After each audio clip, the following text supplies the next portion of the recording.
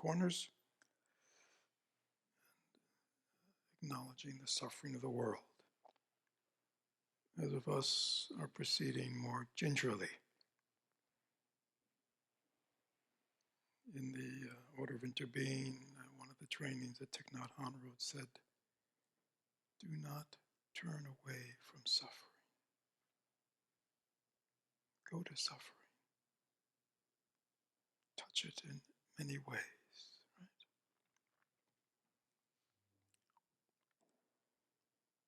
It is an axiom of Mahayana Buddhism that the lotus grows in the mud. Everybody's heard that, right? What do you think that means? Right? We see the beautiful lotus flowers growing on the lake. And we think, oh, they're like floating on the top of the lake in the water. But it's not true, is it? Their roots are in the mud, in the muck. I mean, the reason that has been chosen such a powerful acknowledgement of our path, Mahayana path, Vajrayana path, then path, is, the mud is suffering, unsatisfactory, all the endless sufferings, types, big and small, of this world. And Buddhism teaches us not to want to deny or escape from, but to, in the very midst of suffering, we grow the lotus, the flower of what? The flowers of wisdom and compassion and understanding. All the virtues that we seek, they have to be grown in soil, right? And the soil is the suffering.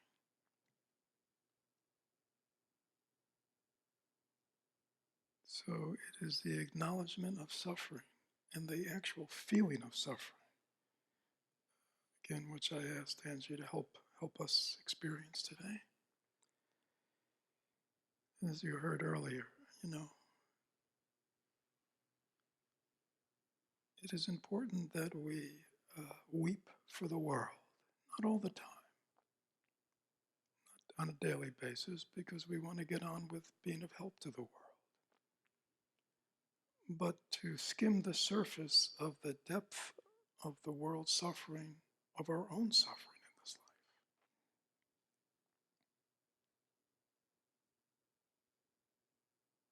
life. Just take a moment, this is just a little private introspection, a little private inventory. If you look back on your life, how much of your life would you say was really, and I'm not just saying generally, but like on a day-to-day basis, was really happy?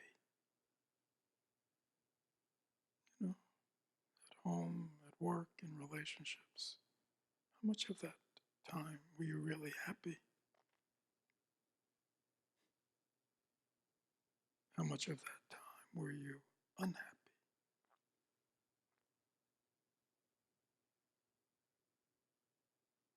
And how much of that time were you kind of neither?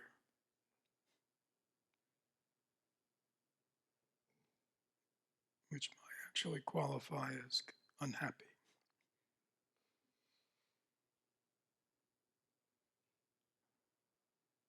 Just take an inventory of your life.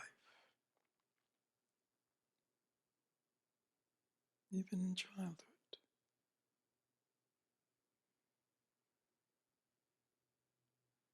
And in the life of your family, your loved ones, your friends.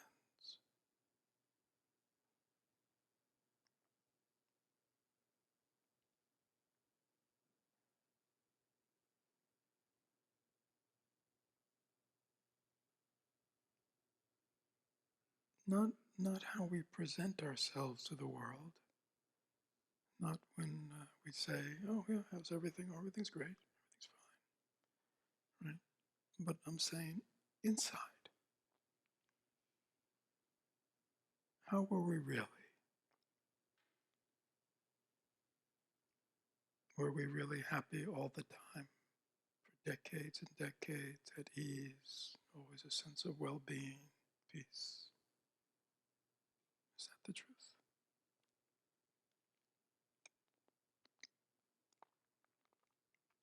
In our culture, it's very hard to admit the truth.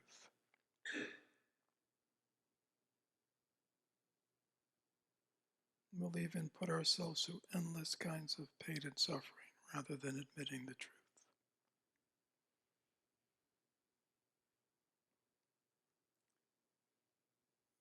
The Buddha said we have to acknowledge this because this is the true soil in which real renunciation and aspiration and seeking another direction in life will come.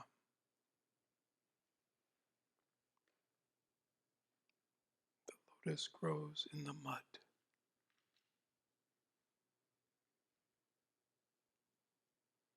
The desire to be free, to be awakened, to be liberated, to be happy, to be wise, to be helpful arises only when we touch suffering, our own and the suffering of others. The more we're willing to touch it and transform it into the flowers of awakening, the more powerful more beautiful our flowers will be. But if we're not willing to go there, we are losing our capacity to be enriched by this pervasive factor in this life.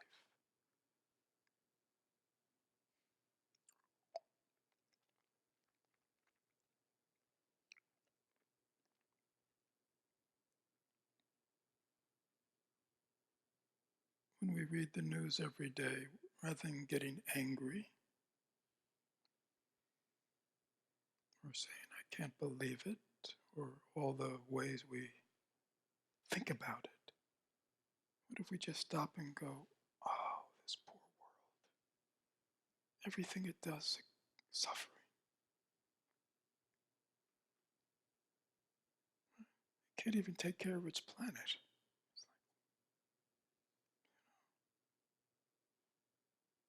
Right? These poor, childish, sentient beings. Shantideva says, seeking happiness, they create the causes of more suffering. Very famous line from Shantideva.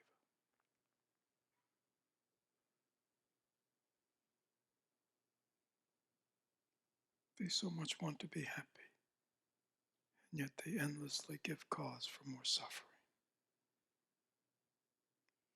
I mean, that's sad, isn't it?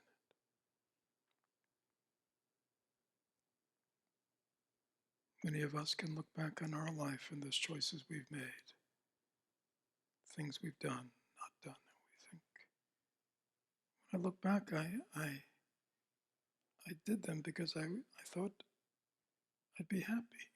Right? I mean, that's the honest thing. I thought it was for the best of everyone, but yet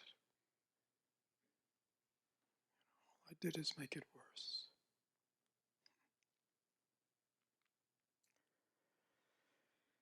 So, Patrul Rinpoche, words of my perfect teacher, in the great introductory preliminary texts. In the suffering of human beings, he inventories the suffering of all 6 realms. But I'll just stick to the human realm tonight. Again, please go along with me. I was thinking about birth. Isn't it funny? If you watch animals give birth, I think we're always struck by how not a big deal it is, right? Just kind of, the cow just kind of drops the calf down. The mare just kind of drops the foal down. The doe just kind of drops the fawn down, and they just run, plop. I mean, that's all. You know what I'm saying? And yet, think about the pain and suffering of human birth for women. Isn't that interesting? What is it about this realm?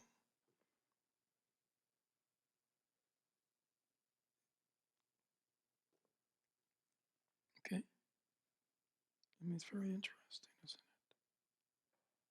There's something about this realm, this human realm.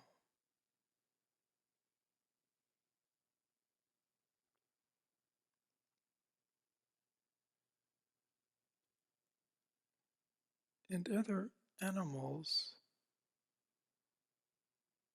we sort of imperceptibly notice they age, don't we? But they seem to do it with much greater ease than we do, don't they? Did you know? They seem to be okay with sickness, old age, and even dying, if you've ever been around animals, right? They seem to do it without a lot of suffering, right? You know, when they're old age, they just kind of hobble around a little bit more, but they don't really whine and complain, do they? Right? They're not always checking themselves in the mirror for wrinkles or gray hairs. I mean, right? And it's just interesting. They just kind of hobble around and, right? Urinate a little more frequently, but, it's just, I mean, it's amazing when you think about, right? I mean, considering that our bodies are participants in sort of the animal realm, and yet we have such problems with everything, right? When animals get sick, they mostly what? What? Sleep, or just kind of lay out and, let their body heal. But when we get sick, we get a lot of drama, don't we? Like being sick. It's interesting, isn't it? And again, I have very limited experience, but when you see animals die, how do they usually die? Peacefully, don't they? They just kind of go off and die. It's not a big deal. So it's interesting to please close your eyes and reflect on this human realm. Why sickness, old age, and death are these really, markedly markers of suffering for human beings.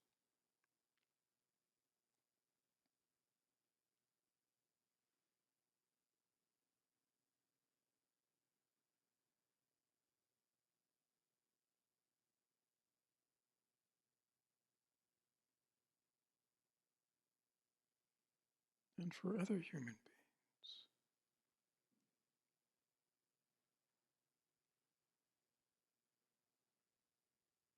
And how much fear and frustration and anger there is around sickness, old age, and dying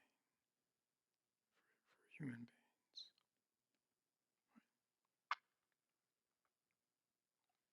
Please see how you are with your own sickness, old age, and death. Are they sources of suffering for you? We're not going to do public disclosure, so you can be honest with yourself. Are you at ease?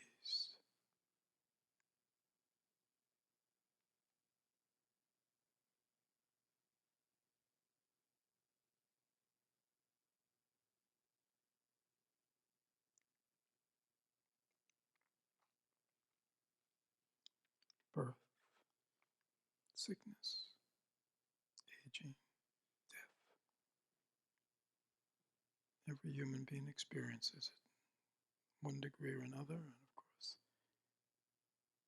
if you live long enough, you will experience aging, and everyone experiences death. That's the one thing we all experience. Our mortality, it all comes to an end. And we leave everything behind.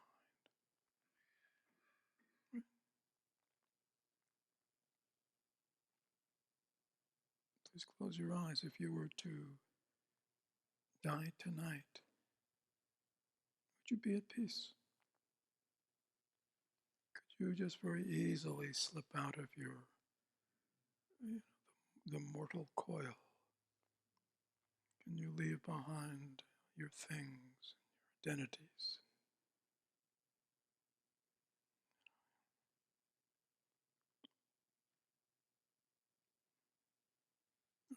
peace with it?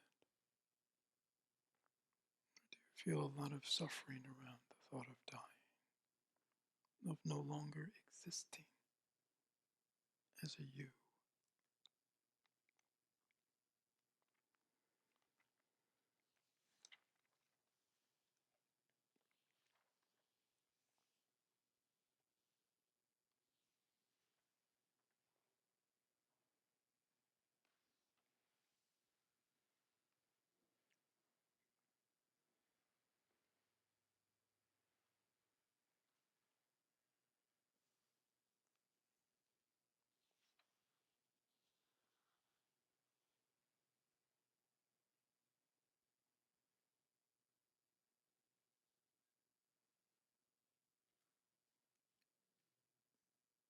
Pancha Rinpoche, usually they call these 8 sufferings. There are the 4 big ones, birth, sickness, old age, and death, and then the 4 minor ones. Everything is categories.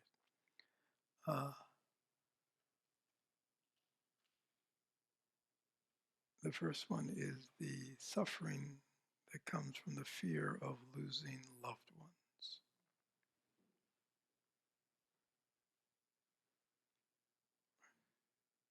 So this is not death. This is sort of like life when we're alive, that this is a great fear we have, that we'll lose loved ones. Even though they're with us, we're afraid we're going to lose them, right? Of course, part of that was the fear of being alone. That's a fear of ours. We don't want to lose the people we love, the people that are part of our life.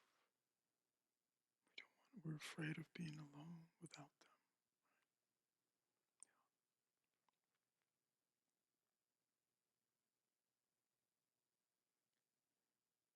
But the other interesting side of that, we're also afraid of encountering those we don't love, or actually those we dislike or hate. It's another great fear of ours.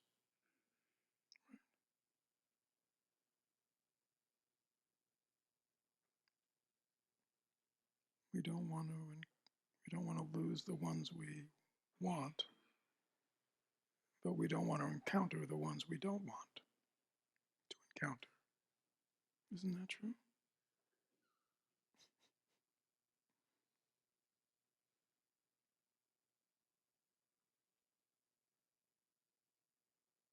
So that's the personal side. The other side is we are afraid of not getting what we want to get. What if I don't get it?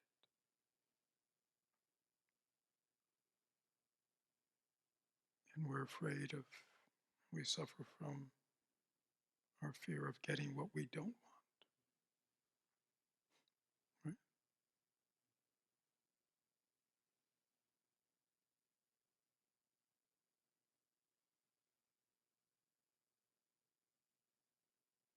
We want acceptance, but we're afraid of rejection. We don't want to get that. Right?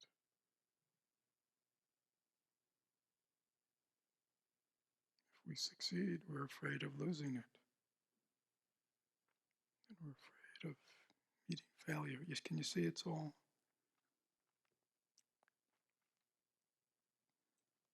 In other ways, it's called in Buddhism that human beings were always ping-ponging between hope and fear. We hope things are going to be a certain way, but we're afraid they won't be. Just close your eyes. Does this ring true to you?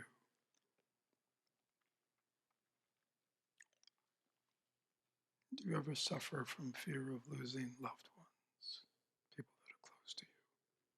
And again, do you suffer often from your fear of meeting people you don't want to meet?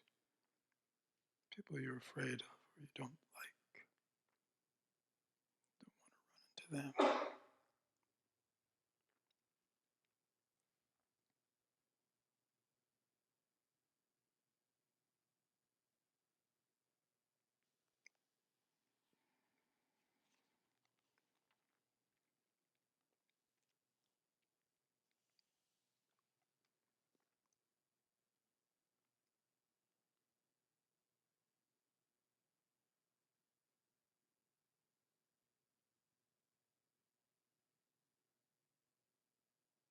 all the things you're afraid of encountering in this life, all the things you don't want to happen to you.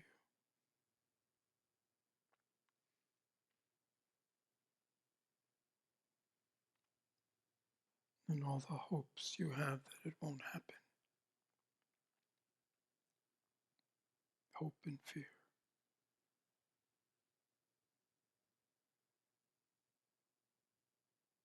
Many people, when they talk about death, they say what?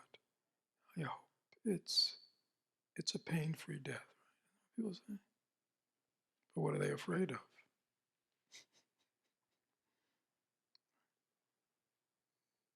It's the same thing, isn't it?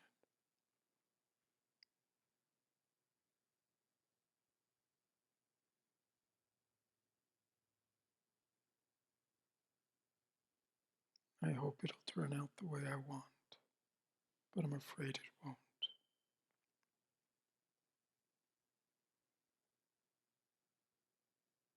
I hope the relationship will be what I want, but I'm afraid it won't.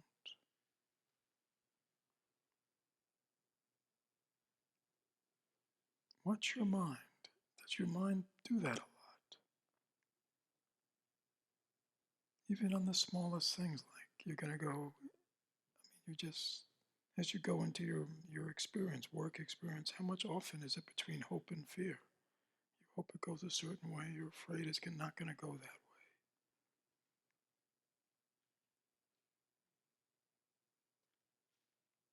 The Buddha called that suffering.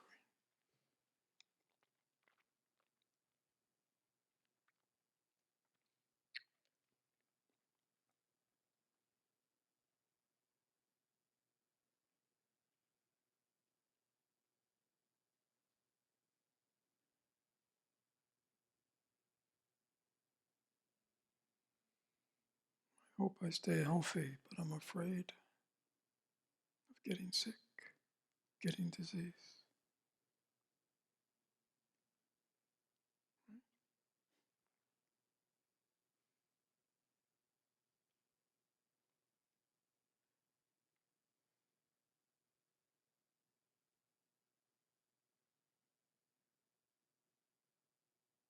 I hope climate change can be averted, but I'm afraid it can't be.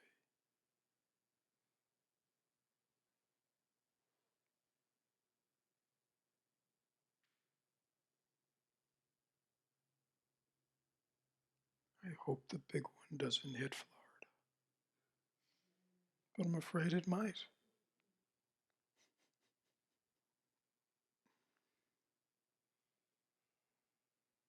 I mean, there are a million things that our mind ping-pongs around in this life, big and little, hope and fear,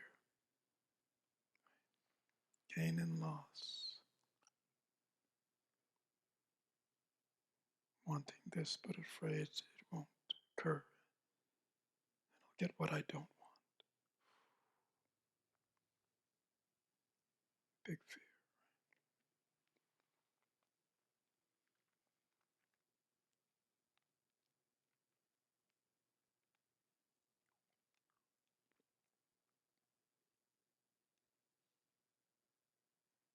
Check your mind, how much in the mind of those around you is this, are these four found,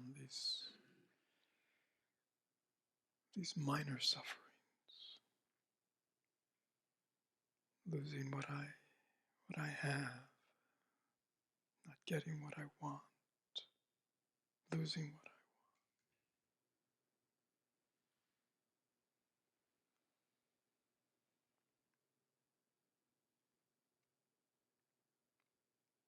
I hope and fear.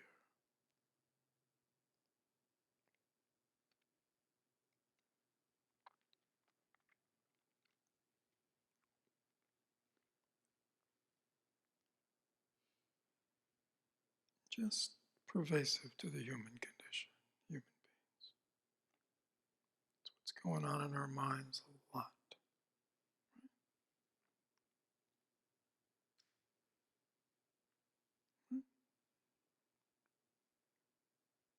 So I hope everybody has a good time, but I'm afraid they may not.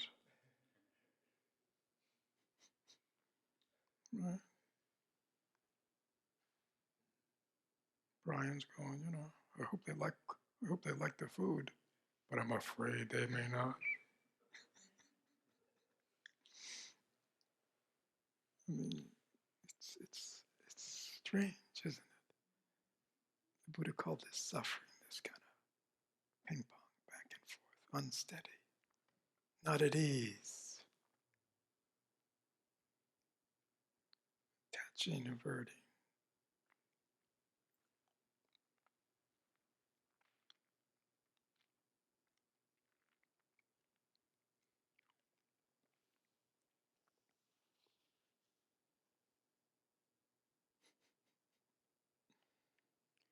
In the beginning, your son is like a charming little god.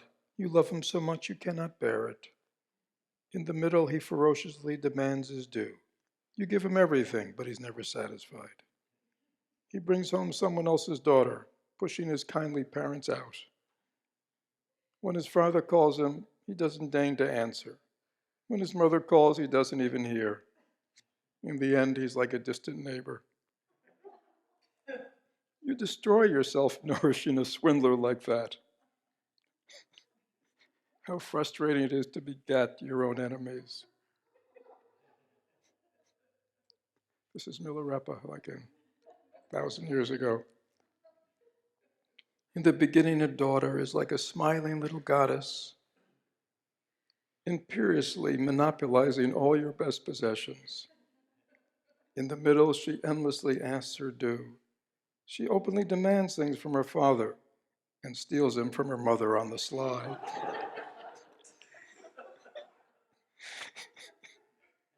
She's never satisfied with what she's given. She's a source of despair to her kindly parents. In the end, she's a red-faced ogress. At best, she's an asset to someone else. At worst, she'll bring shame upon you. How frustrating she is, this ravaging monster.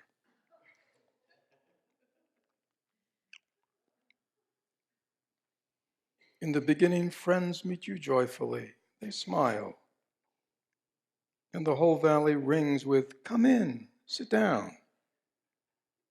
In the middle, they return your hospital with good food and beer, item for item, exactly one for one. In the end, they cause you strife based on hate or attachment. How frustrating they are, these evil friends with all their quarrels.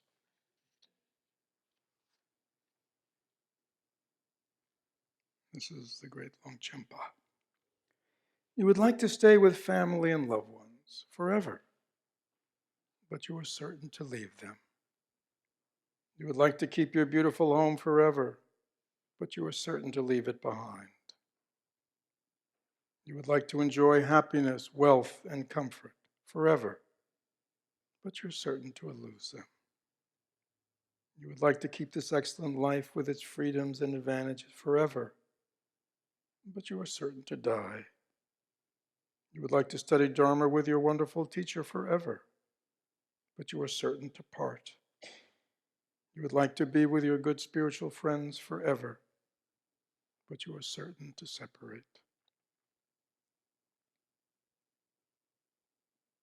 O my friends who feel deep disillusionment with samsara, I, the Dharmaless beggar, this is Longchenpa talking about himself, exhort you. From today, put on the armor of effort, for the time has come to cross to the land of great bliss, whence there is no separation.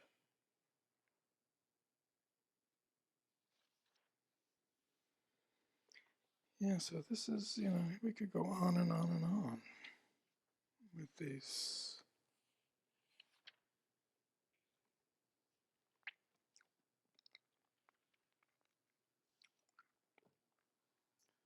So is there clarity around the importance of this meditation on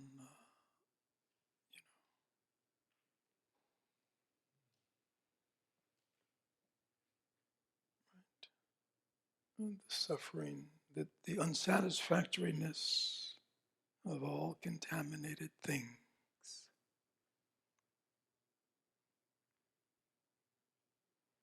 this world of attachment and aversion.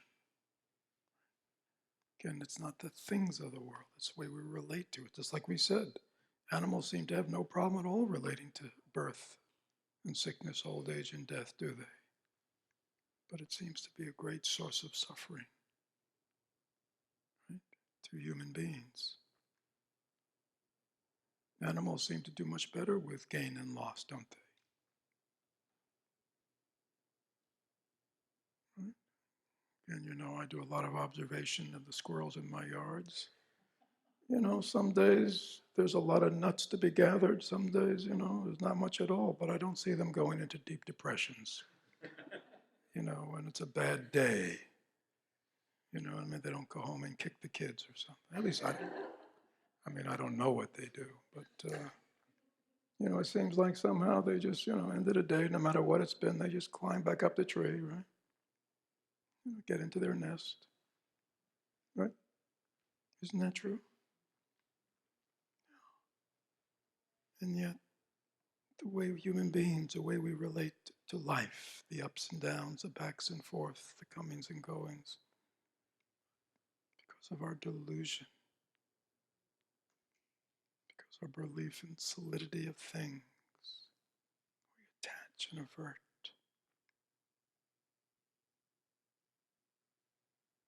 We cause great suffering to ourselves and others. If we don't see that deeply, sort of in a feeling state way,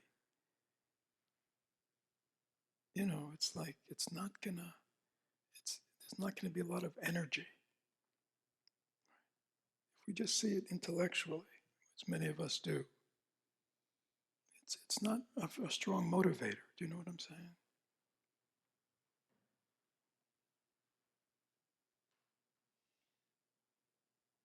It's like with addicts, the way we talked about addicts, most of them know intellectually for years that there's something wrong.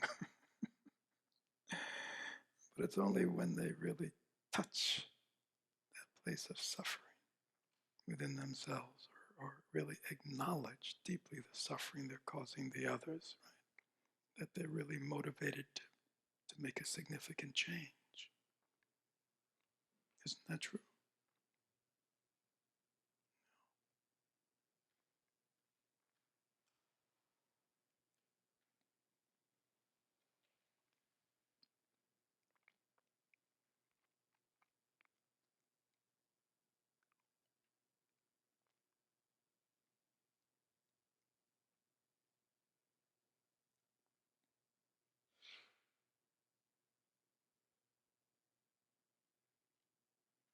Is there anything not clear about this meditation on suffering and this unsatisfactoriness, the fundamental unsatisfactoriness of worldly life? Again, that is predicated on that you're being someone who is looking for satisfaction in life, for happiness in life. Right? You see, if it doesn't, you know, you know, if you still enjoy the game, you see what I'm saying? Then this teaching wouldn't have any meaning for you, would it? No. This teaching is only for people who are looking more deeply into it and willing to acknowledge sort of the underside, the thing that nobody talks about. Why addictions and depression and anxiety and every kind of phobias and disorder is rampant in this society that has so much. What does that tell us about this world? Right? About the happiness of beings, the fulfillment of being. Right?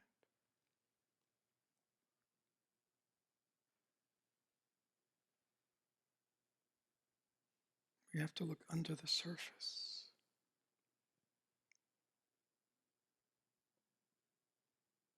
Why are 18-year-olds spending their life playing video games? fundamentally so unsatisfying, right? Right? I mean, what's underneath that? What does that tell you about the mind state of people, the suffering of people, and not knowing what to do? So they turn to what? The meaningless, but it's stimulating.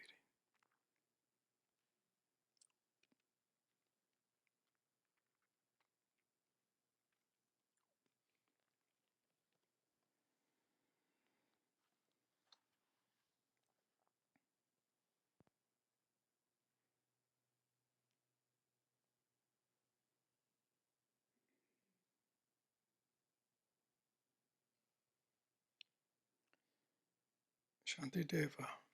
For beings long to free themselves from misery, but misery itself they follow and pursue.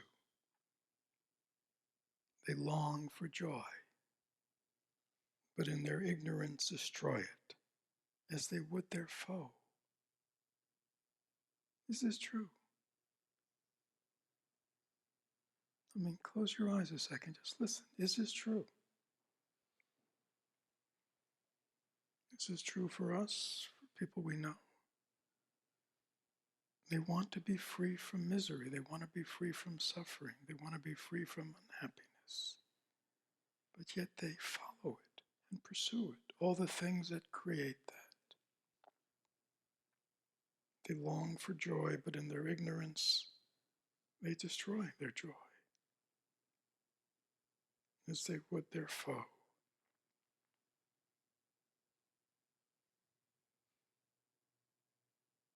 They long for happy, harmonious relationships, but in their ignorance, what do?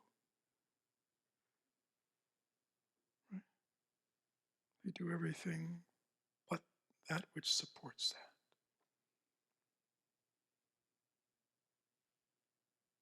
Do they do it because they're bad people? No. They don't know better, do they? They think that what they're doing is right.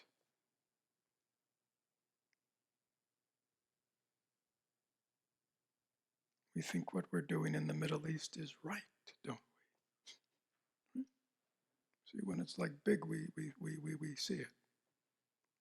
But we don't see it just in the small things of our life. It's the same, isn't it?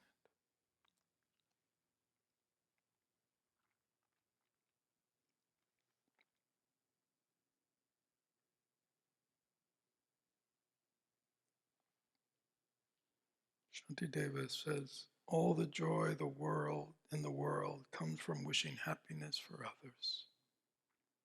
All the suffering of the world has come through pursuing pleasure solely for oneself. Another famous quote.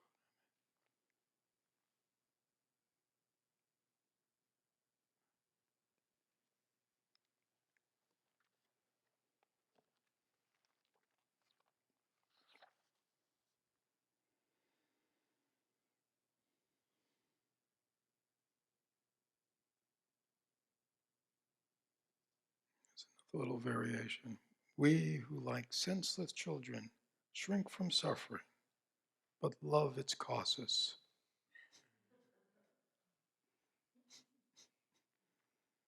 We, like senseless children, shrink from suffering, but we love its causes.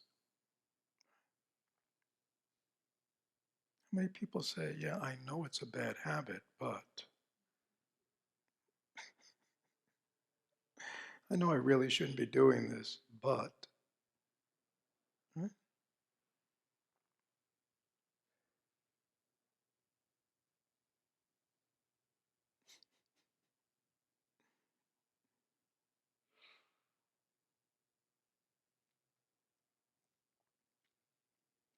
All the harm with which this world is rife, all fear and suffering that there is, clinging to the self, the I, has caused it. What am I to do with this great demon? If this I or self is not relinquished wholly, sorrow likewise cannot be avoided. If they do not keep away from fire, people can escape from being burned. To free myself from harm and others from their sufferings, let me give myself to others, loving them as I now love myself.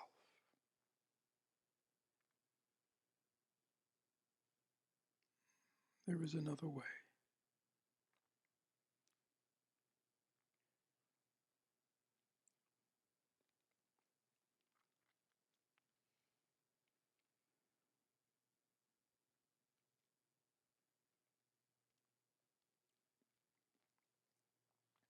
Should we do walking meditation?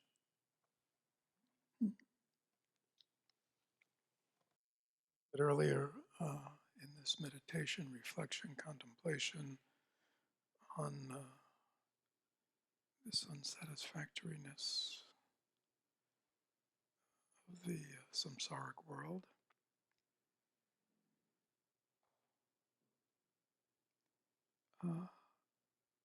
the result is this kind of, we might say, feeling it. It's a feeling you're left with. And you don't have to be afraid of it.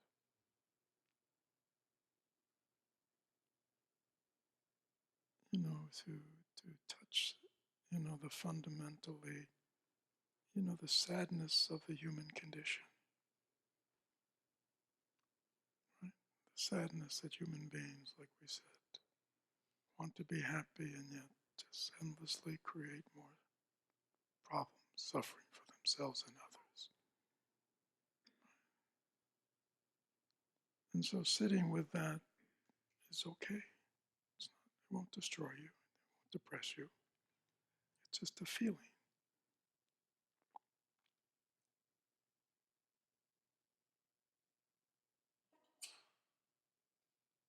To feel shows we're alive. Human beings, we feel.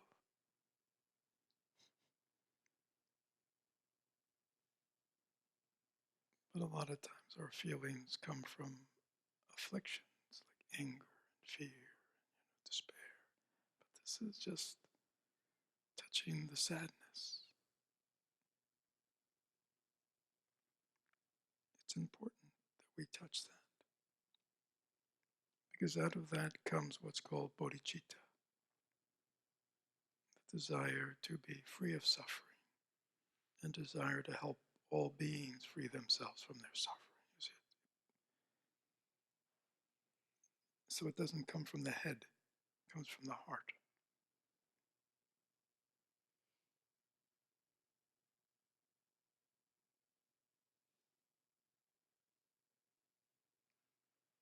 The essence of Mahayana Buddhism is this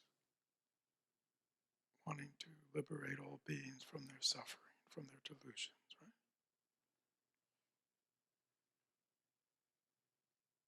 But it has to begin with really feeling, feeling the weight of what sentient beings carry with them.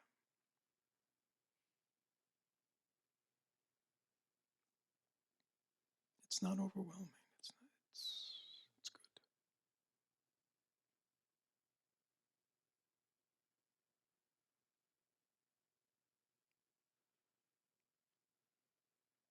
See if you can feel it.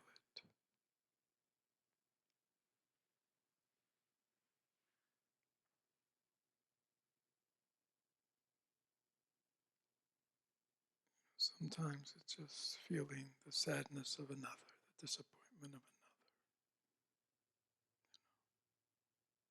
Oh, that's what it's like to be there. That's what it feels like.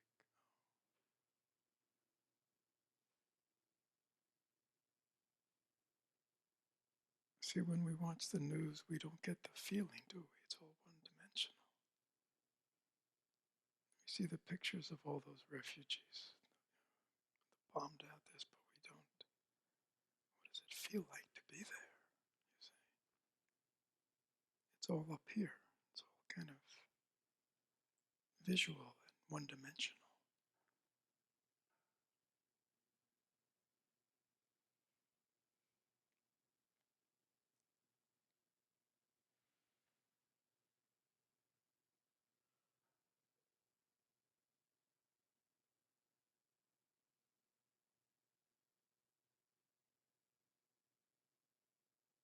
We never want to lose our capacity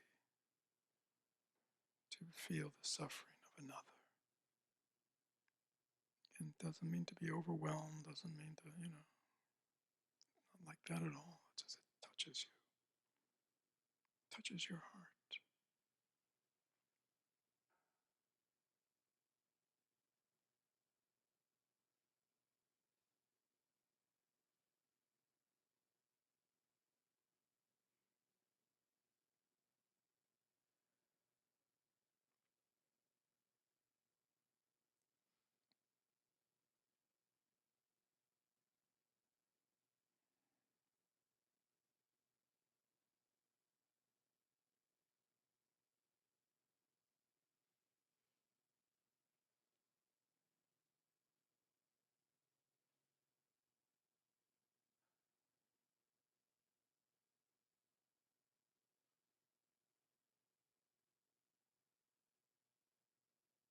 See, we can't turn this teaching into just a conceptual thing, you see,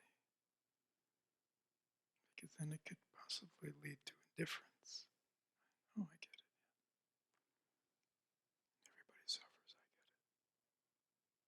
it. See, there's no energy behind that to want to do anything.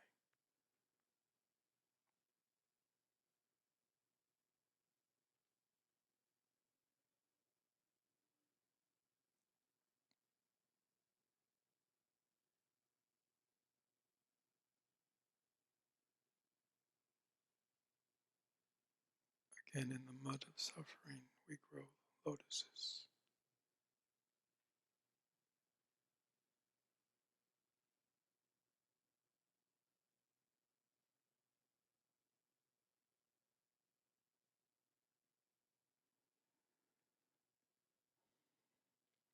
Just close your eyes a minute and check yourself.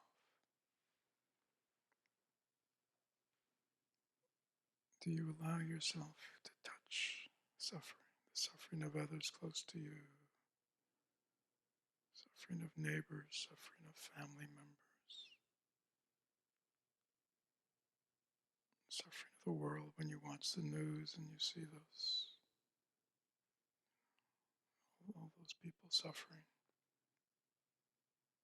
Do we go, oh, can we feel it? What it's like to be them?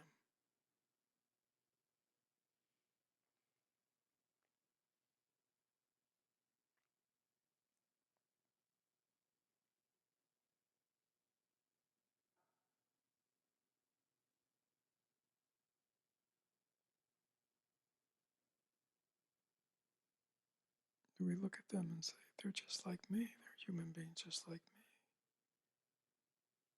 me? They love their children too. They want their children to be safe and happy just like me.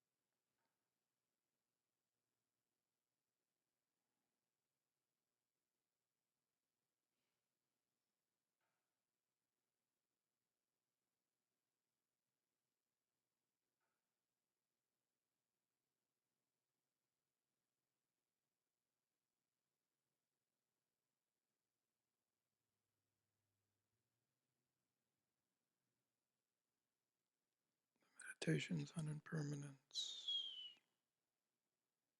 on unsatisfactoriness.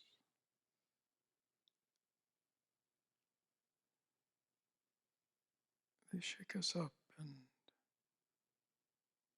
pull us away from our self-centered living, our pursuit of pleasure, living, or self-concern. They make our world wider, more inclusive.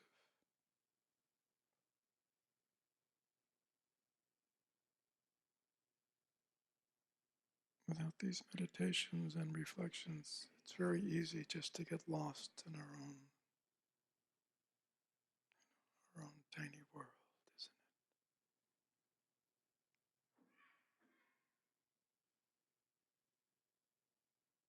There's a reason all this is the core of the Buddha's teaching, the core of Bodhisattva training. These four. We've only done two of them. Tomorrow we'll do the third.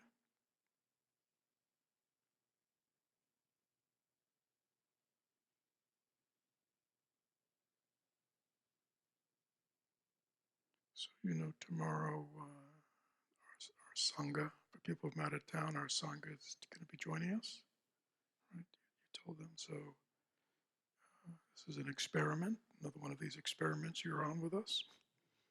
Because we will, ask them to come in silence. I think those who come who are members will understand it. We also have people who aren't members or people just coming for the first time. So we'll see how that goes. We will have reserved seats. So the seats we sit in the morning to the front, we've been told we'll just put a little personal thing on it. So we'll come back to it.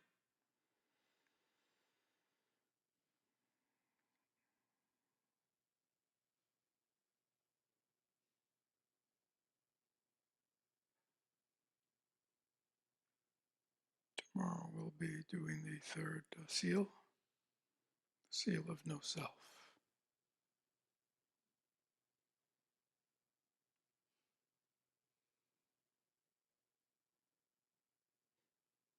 Kind of a happier seal.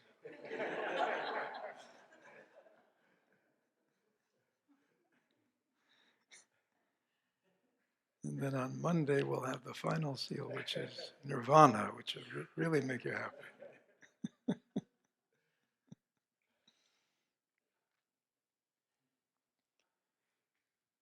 Anybody want to share what's in their heart? We have about 5 minutes.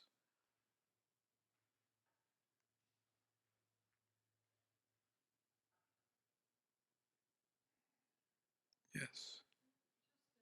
Just hold on 1 second.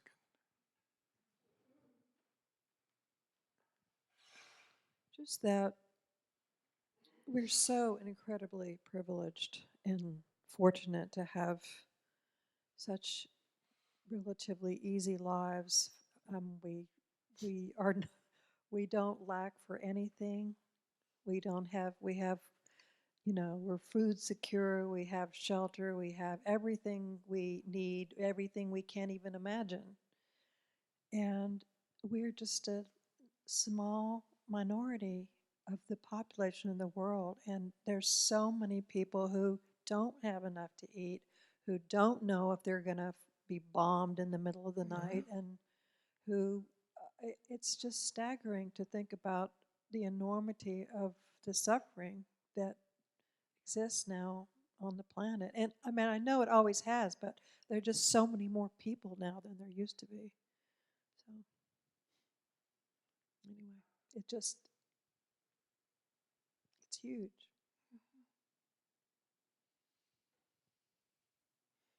Anybody else want to share what's in that? Evelyn? Or well, Darlene, you had your hand up or you're... Okay, since you're right there. Yeah. That feeling of not wanting to feel that pain, but but feeling it is the connection. That's the connection, and without feeling that, we're never there. We're not there. So thank you for that teaching. Thank those who taught me. Evelyn? Yeah, over here.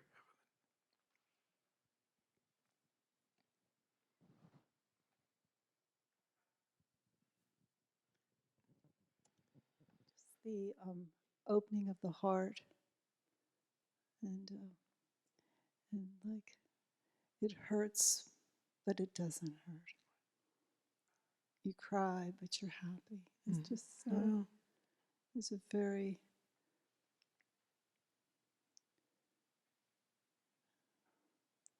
It's really amazing to feel both.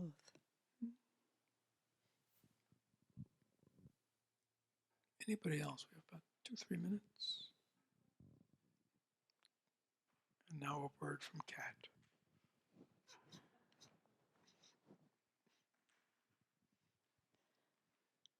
I was just feeling grateful because, like, before I came to this place, I had a mentor that shared with me, like, I really didn't understand about, like, sexual assault. And I didn't understand, like, the powerlessness and how, like, traumatic that could be. And I just, was so grateful for that teaching and that understanding, because a lot of times we can't really understand what people are going through unless they're willing to share it. So I'm just feeling gratitude for that understanding. Thank you. Anybody else want to share what's in their heart this moment?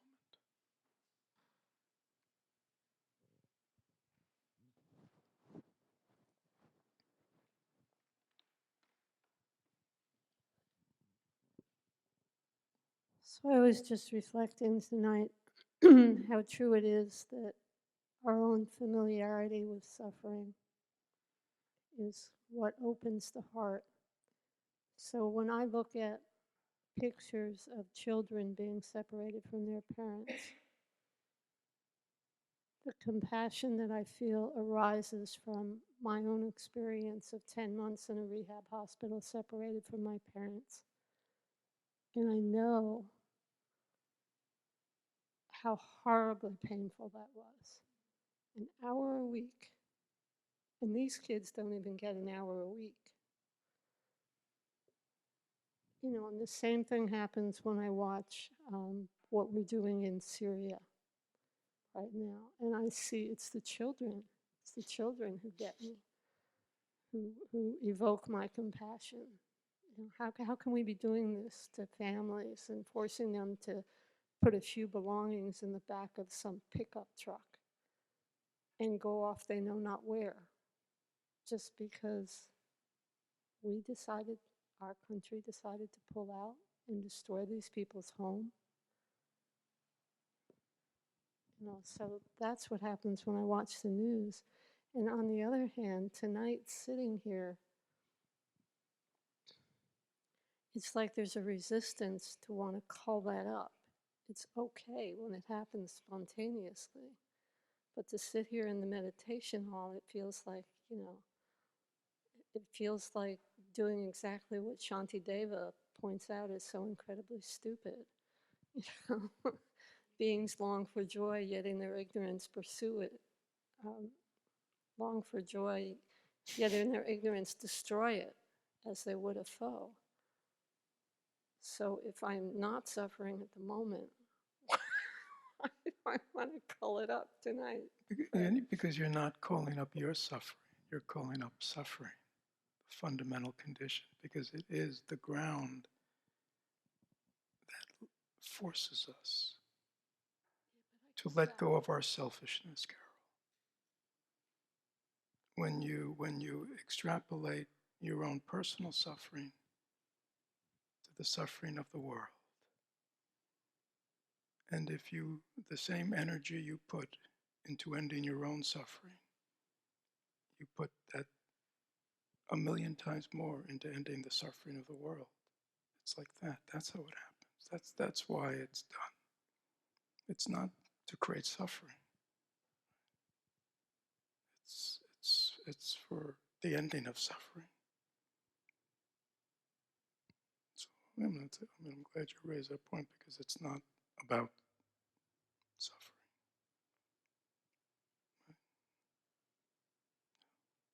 Thank you. So good. Thank you, everyone.